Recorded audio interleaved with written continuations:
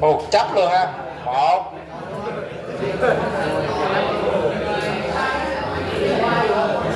Xích tới trước được mà, tới bằng cái bàn giáo viên thôi.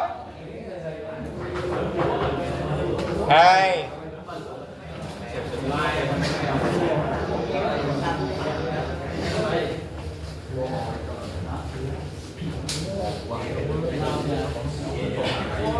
Ba.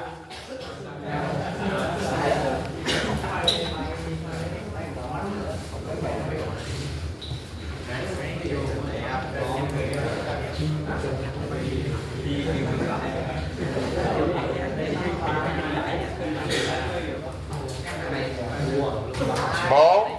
Rồi, xong.